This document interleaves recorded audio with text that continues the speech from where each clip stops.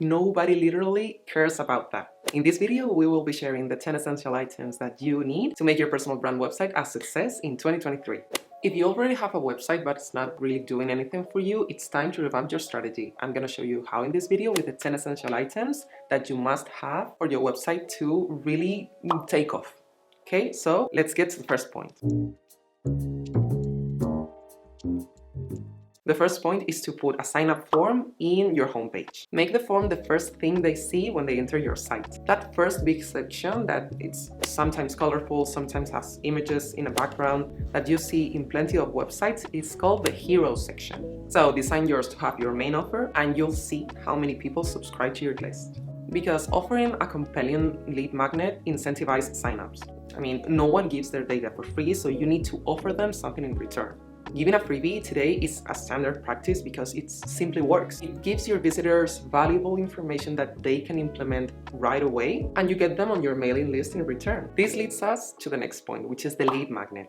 The lead magnet is the freebie that you offer your audience to prove your expertise to them. It needs to give a solution to a current problem that they have. Offering a high-quality lead magnet will completely surpass their expectations and make them wonder. If you give away that information for free, then your services, your products, those are really going to be amazing. You have to be careful here because some email providers put your mails on the spam folder if they have videos or too many images. So what I do is that I upload my freebie to Google Drive and then I copy the link and then I paste the link on the mail. That way the email not only goes straight through the inbox and not the spam folder, but they can also add the freebie to their current Google Drive or Dropbox in case they prefer that or they just want to have it on the cloud. Your About Me page shouldn't be your online CV. Like nobody literally cares about that. What you can do is take that opportunity to talk about your brand, about you, in a way that makes your audience understand that you are just like them. And this is called personal brand storytelling.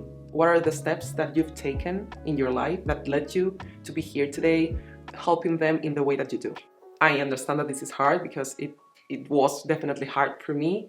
I treated it a bit like as a journal, right? So I would take my pen and paper and ask myself, why would someone choose me over someone else? I remember that I recalled a few compliments that my clients have given me and also my friends and family, and that really helped me shape the story that is now on my website. You can also take your About Me page further and focus as well on how you can solve their problems. You can put a button there with a strong word like I want to know more or sign me up or something like that, something exciting that directs your visitors to your services or products and they don't fly away to another tab from their 80 tabs open. Next essential is a blog.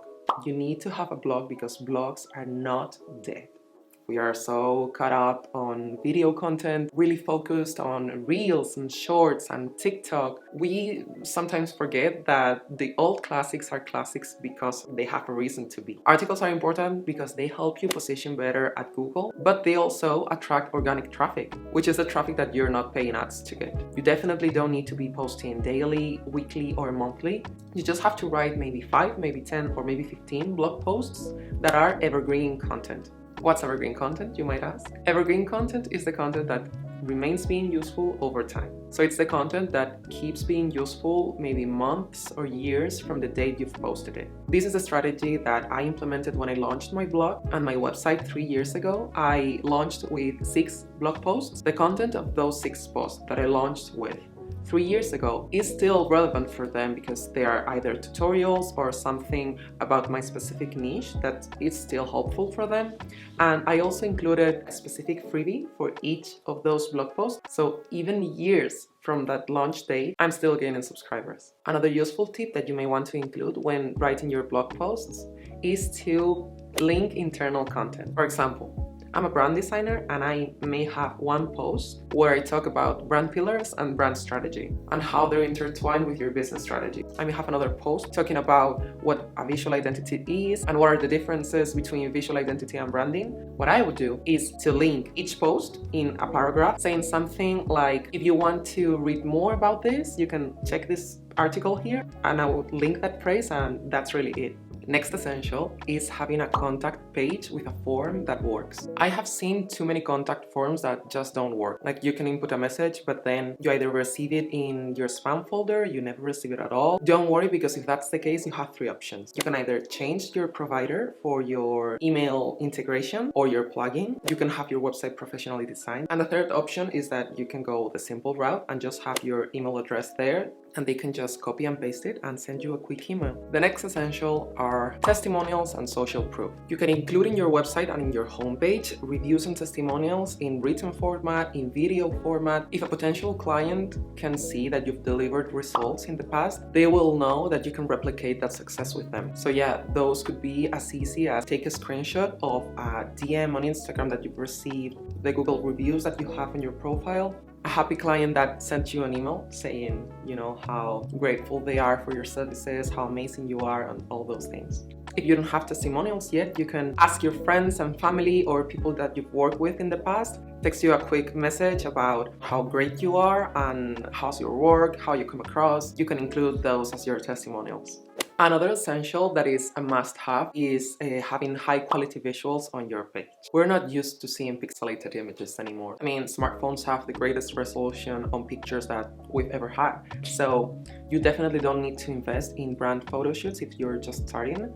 And you can also download stock photos and images from sites that you may already know, like Unsplash, Pexels, and all those kinds. But I'm gonna show you my current favorite one that it's a bit unknown, which is called Kaboom Pics.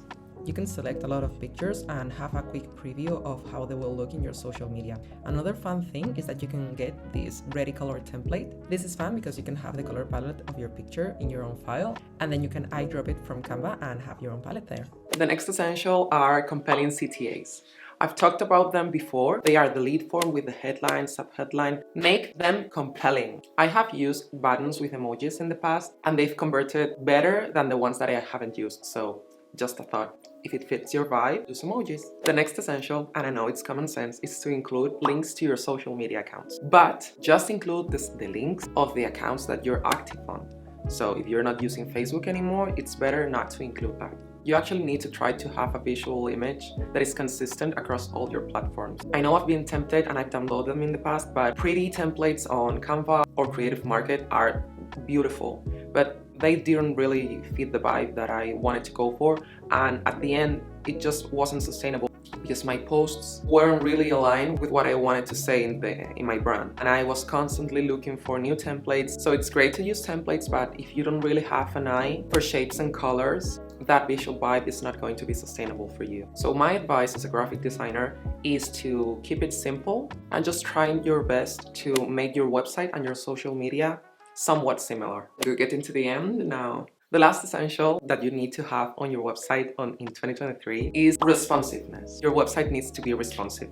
I personally really enjoy browsing websites on the computer, so I know that when I use my phone to browse a website and it's not really optimized for that, it really is an unpleasant experience. You have the longest scrolls, spaces that don't really fit, or it's just too much text in general. It's more likely for me and all your visitors just close the tab and never visit you again. So the first step here is to check your site on your different devices just to see if everything is looking good. There are online tools that can help you do just that. If your website doesn't look quite right and there are things that you would want to improve, then it's time to get in touch with a web designer like me and try to fix it ASAP. Okay, so to make it easy for you, I've created a checklist with the 10 essential items that your website needs to have this year. You can download it clicking in the link in the description box below. Now you're fully equipped with the knowledge and the checklist, and you'll have everything that you need to create a website that attracts your dream clients and helps you grow your business. I hope you like this video and see you around in the next one.